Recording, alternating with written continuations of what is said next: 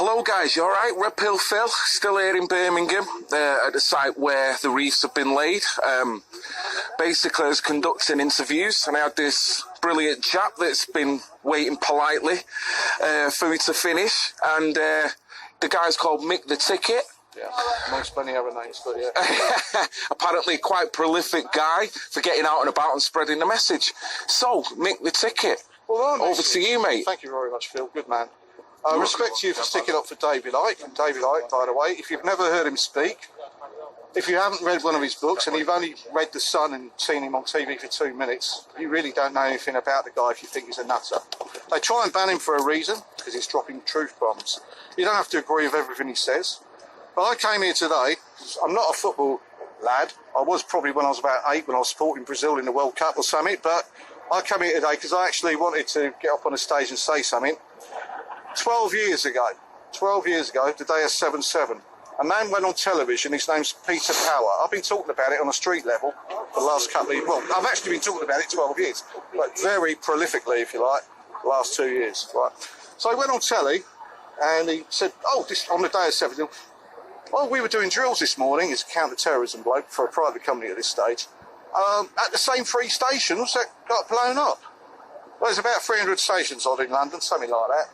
There's more chance, I think, Leicester City winning the Champions League for the next 100 years, right, than that happening as a coincidence. I'm not a coincidence theory person. So what you're saying is, which I totally agree with, but I'm just getting it out there, is that on the same day of the alleged attacks, that we have simultaneously drills that are for the exact terrorist attack that happened.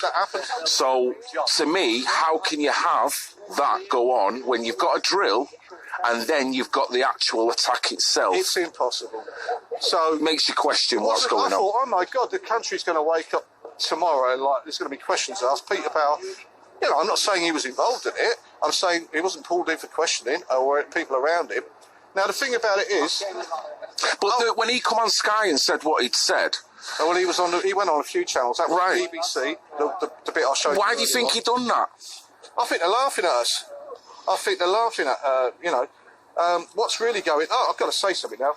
It's just after the anniversary of Keith Palmer, the police officer who was killed at Westminster. On that same day, 12 years later, lo and behold, who's on the telly that evening? Back on the BBC. Yeah? I don't know why people pay their licences. Jimmy Savile, Building 7. Yeah. I done a speech outside the BBC last anniversary of September the 11th. And I thought I was going to get to...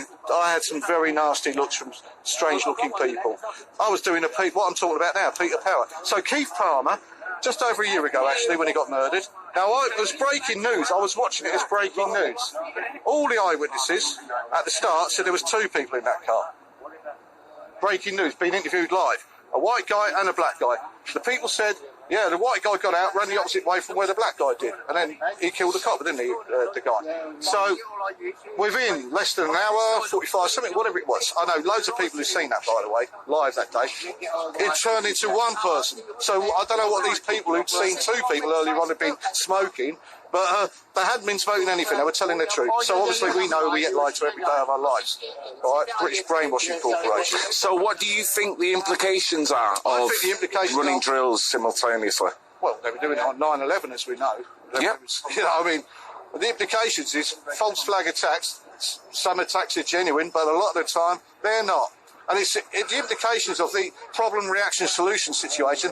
Oh, that's a problem, reaction from the public. Oh, solution, take your rights away to protect you. Which is what David Icke has always professed. That's absolutely and it's true. Something else I want to say, so I've got to say, Phil. So get it off, thought about this for so many years, before 9/11 even, right? You've heard of Project for a New American Century, Phil? Yes. You have. And you know that was signed September. That was PNAC report, wasn't it? Yeah. It was signed September 2000. 1 year before, and every country was named where the problems would be down the road in the future. Now, what's important for people to realise is the people who signed that came to power 3 months later with George W. Bush.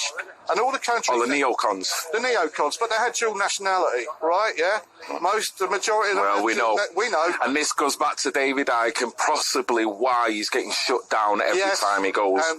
a particular group, and you know what I'm talking about. I do indeed. They shut him down in Leicester. They try the same thing all over the world. I went to his show in Dublin last year, and the week before in Manchester, that nearly got stopped. The show I went to in Dublin nearly got stopped. It went ahead. It was a fantastic show, and his shows are fantastic. The man's a genius. Don't listen to The Sun. Don't listen to like people who've never heard the man speak. Don't listen or read one of his books. Think for yourself, because that's the only way we're going to make this world a better place. But Keith Palmer, the day he got murdered, Peter Power was back on the telly that evening, and loads of people seeing it. Well, you really should have seen it coming. He was back on the BBC. He started laughing and stopped himself. Something strange is going on, and answers have to come. People have to wake up and stop being told what to think. Get away from the mainstream, because it's pure lies. Open your mind. Yeah, because this opens the door to...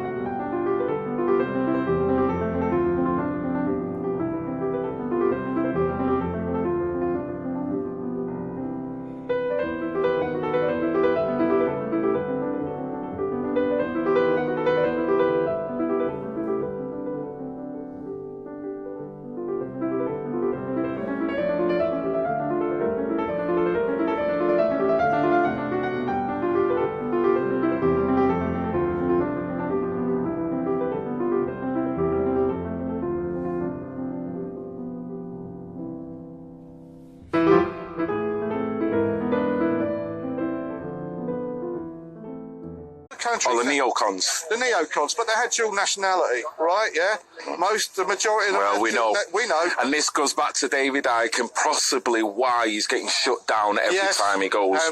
But a particular group, and you know what I'm talking about. I do indeed. They shut him down in Leicester. They try the same thing all over the world. I went to his show in Dublin last year, and the week before in Manchester, that nearly got stopped. The show I went to in Dublin nearly got stopped. It went ahead. It was a fantastic show. And his shows are fantastic. The man's a genius. Don't listen to the Sun. Don't listen to like people who've never heard the man speak. Don't listen or read one of his books. Think for yourself, because that's the only way we're going to make this world a better place. But Keith Palmer, the day he got murdered, Peter Power was back on the telly that evening. And loads of people seeing it. Well, you really should have seen it coming. He was back on the BBC. He started laughing and stopped himself. Something strange is going on. And answers have to come.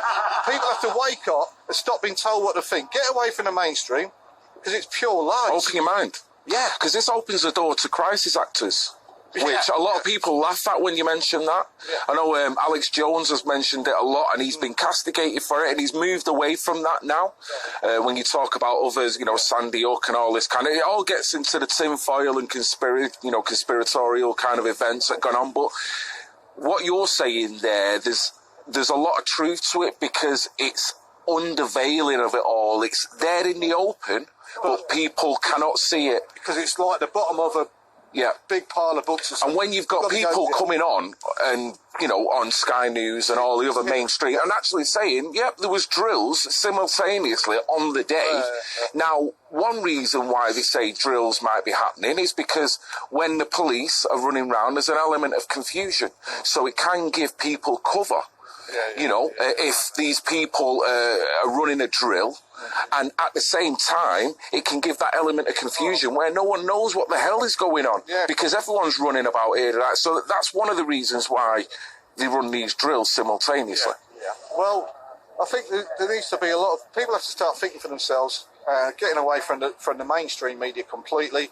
Big up Richie Allen. They shut his show down on. I don't know if you know. Really? Richie. Yeah, on YouTube, and big up him because he was getting some great whistleblowers on his show. People you never get on the mainstream, never get on the BBC, never get on Sky, never get none of them. They want all the liars on there, don't they? And by the way, something else I've got to quickly say. Every time we hear about Syria, very often they'll quote something. The Syrian Observatory for Human Rights. I don't know if you're fully aware of this. No. That sounds like a big organisation, doesn't it? It does. It sounds like a massive thing. You know what it is? Is it the one geezer? Right, yes, I do know. And they get all the information from him, so that's basically information fed. It's propaganda. That's all it is. Living in a little house in Coventry, he's not there, and that's it. They quote him verbatim. Yeah. And, you know, it's not really right. We're supposedly getting our intelligence from this guy. And all he does is just go on websites and basically get propaganda collated together. He quotes him like it's a big organisation. Of course, because they've got all the politicians, the media that's backing him and giving him creditations. Yeah. As you know, I've just told you, I support the rights of the Palestinians.